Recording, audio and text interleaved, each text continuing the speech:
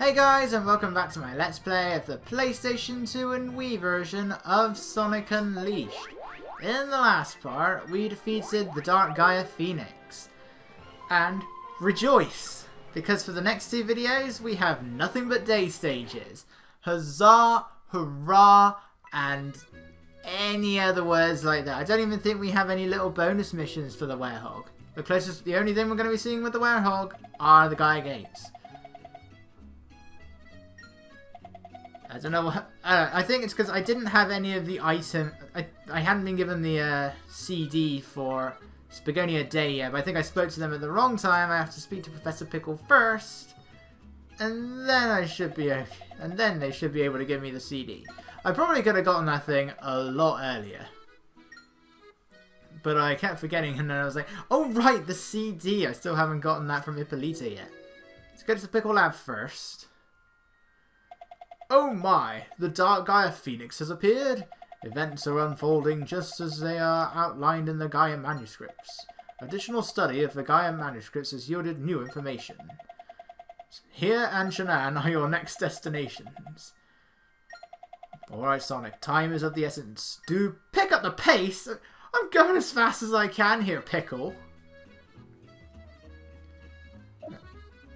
So we have access to two stages now, both of them day stages. I don't know why we couldn't just go straight to the day stage in Rooftop Run, since, you know, it's right there. But no, we had to do Dragon Road Night first, which I guess is fine, because we had to rescue Zon Shen, although he was perfectly fine. And I just decided I prefer Rooftop Run. Though that's quite that's not quite the same when you're going for all of the items. But I decided, let's just get this one out of the way first. Even though this continent has already been restored, we have the nighttime. We have the planet tablet fragment with the blue jewel. No, sorry, with the red jewel for Rooftop Run. But we don't have one with the blue jewel because we used it in Shannon. So we have to get the red one in Shannon and then use it with the blue one in Spagonia. That's the only explanation I can get for this. Because it seems weird that the day stage occurs in Shannon after we've restored the continent. It's pretty weird. You know, you never see Lynn during the day. She's a night owl. She only comes out at night. So we can actually see Zon Shen in the hub world now. He is actually voiced by Mike Pollock in that one cutscene. He does speak in the HD exclusive cutscene as well, but he only has like one line. So he is voiced by the same person who's voicing Dr. Eggman. And that is A-okay by me. So he stands at the back gate. Words can't express how grateful I am to you two. My appreciation knows no bounds. I deeply... Wow, I went through this way too fast. Why don't you just keep a hold of it? Wouldn't that make more sense? But now he's just going to give it to Hui Lin. She's got the tablet fragment. You guys are awesome! You not only save the Elder, you're gonna fix the whole planet.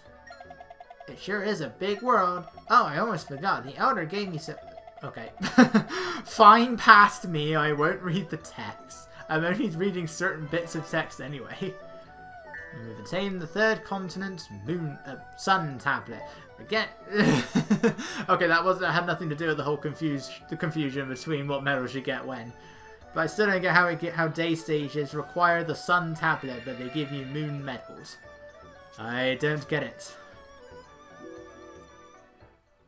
So in this part we're going through Dragon Road Day. Now here's the thing. Back in part 2, I said that I managed to get the S rank and all of the items in Windmill Isle on my first try during the test playthrough. But what you saw was around my 5th or 6th attempt in the recording playthrough. Now it's time for round 2. It was the test, and yeah, you can still open this door. Just takes you back to the Dark Gaia Phoenix again. But first time ever that I went for all of the items and the S rank at the same time in the test playthrough. Did it. First try. On my first ever attempt. Nope, not this time. Let me introduce you to what is again my 5th, 6th, maybe even 7th attempt at this stage. Oh, I have no luck when it comes to actually doing the recording. Because here's the thing about Dragon Road. It is still possible to get all of the items. You can do it on every stage. The thing about this one is this, and only this, they want you to play the stage twice. Because there are 3 different pathways near the beginning. And 2 of them have items on them. And in order to get both of those items in one run, you need to take them in a specific order. So we begin. Didn't quite get that spin dash done in time, though I did fail on multiple occasions as well. So take the spring, take the upper pathway because that's where the springs that will launch you to the other platforms are. Otherwise you're going to be taking just one route. Well no, there might... I don't know that... No, I don't think there is. I don't think robots appear there. Maybe you can jump behind the attack, I'm not sure. So take the left path. So when you use the... there'll be some Lightspeed dash trails. Again, you can take this path first try. They haven't given you the Lightspeed dash tutorial yet. So make sure you've read that instruction manual. Because for the longest time, I didn't know what I was supposed to do in situations like this, but I never went this way. But I did come across it on other occasions. I was like, what am I supposed to do? It's like, even though I played Sonic Heroes, where the Lightspeed Dash exists, you know, this is in completely different gameplay. So there's an item here. You have to backtrack. You can't go, because of the Lightspeed Dash trails, you can't backtrack to that other one. Without the fact it's on an upper platform that you can't get to. So you have to take the left path first, then backtrack through the middle one. I can't remember what's on the third path. All that's on the middle one is just some robots that you can dodge out of the way of, and some platforms that you want to use the quick jump for. If you don't hold down the button, Sonic will do like this little quick jump where he doesn't really lose any of his momentum. He just does a little hop that gets you over the small obstacles without losing any speed. Jump here, go through the hoops. Then we attack your way up these, and you have these spinning things that we were introduced to in City Escape. I was going to say that I think that's the only time they appear, but I want to say they're somewhere in Eggman Land. I hate that bit, by the way. I missed that so many times, and I don't know why. If you don't get your boost timed perfectly there, Sonic will still go through the hoop, he just won't react to it for some reason. Either that or he'll go right over it. But most of the time I end up going through the hoop, but nothing happens. So I don't get what goes on there. These spears, they will hurt you if you run into them. Follow the rain trail to the left, and you can take a massive shortcut. This shortcut is huge, ironically, but yeah, this shortcut saves you a lot of time. We'll be seeing what is in the other direction in one of the don't break the objects missions in a minute. Actually, I think it's the last mission we do in this video. And despite the fact that I don't know what happened there. See, like that, I went through that hoop. Perfect, and nothing happened. Luckily my boost was enough. But why did my boost cancel out before that? Like, the boost just happens. You know, you hit the button, and that's it. And it always does that camera angle if you hit that dash pad. See, even though I had to backtrack, still plenty of time to spare. First try, when I did it on the test playthrough, again I did it on my first try, but I did that in like 3 minutes 9 seconds point something. In fact, I think it was 3 minutes 9.9 something. So it was really freaking close, but that time I managed to get all of the items, did the backtracking, and I still did it with plenty of time. That is by far the easiest S rank in the entire game, when it comes to like the date stages anyway. I don't know why it's so generous. Maybe they thought, oh yeah, maybe they can't, maybe they will backtrack. I don't know, but that one is so ridiculously easy. Yet all of the other S ranks, even without the items, are pretty darn strict when it comes to the day stages. A lot of them are really tough. Like, Rooftop Run is tough, Arid Sands is tough, Jungle Joy is tough, Eggman Land, ugh. So many hours on my first playthrough trying to do Eggman Land with an S rank. And that was while ignoring the items.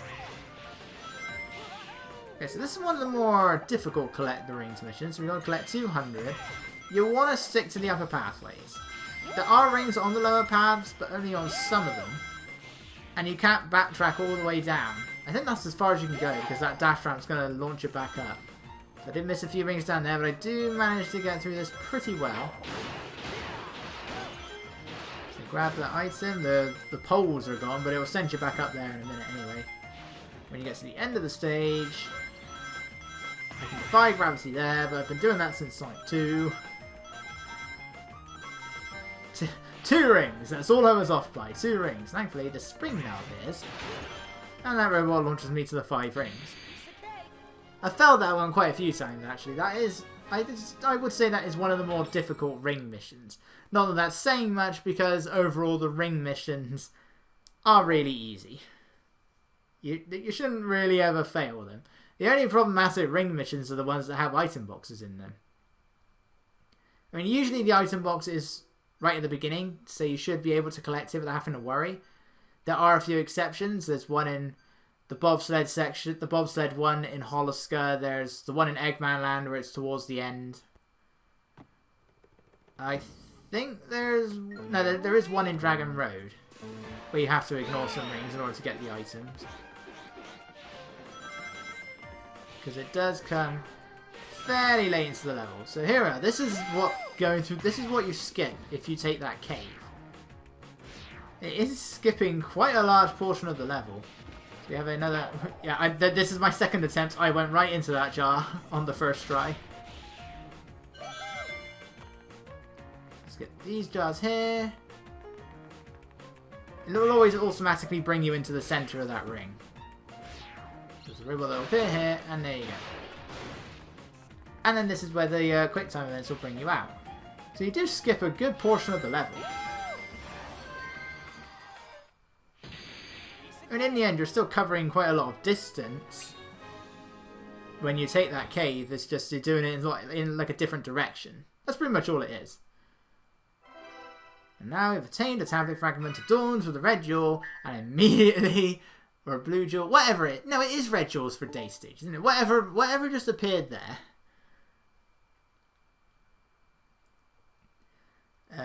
Once again, we've collected that, and now the other mission unlocks in Dragon Road.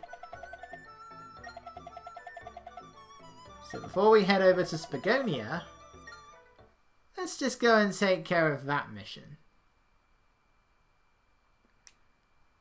Eventually. Once the world map loads, we can then go back into it. I don't know why I went into the Gaia Gate. I think I thought one of the doors might be ready to open, but even though I went in through one of those doors like the last part or something. So no, that door isn't going to be open, but I take a look anyway. Not sure which one. I think it was that other one that's just on the right. Whichever one I thought, none of them are open. So we take the sun door and it will immediately take us to the mission that we just unlocked. If there wasn't one new, it would take us to the original act. So if you're doing Windmill Isle, that means it will take you all the way back to that very first tutorial mission where you learn how to jump.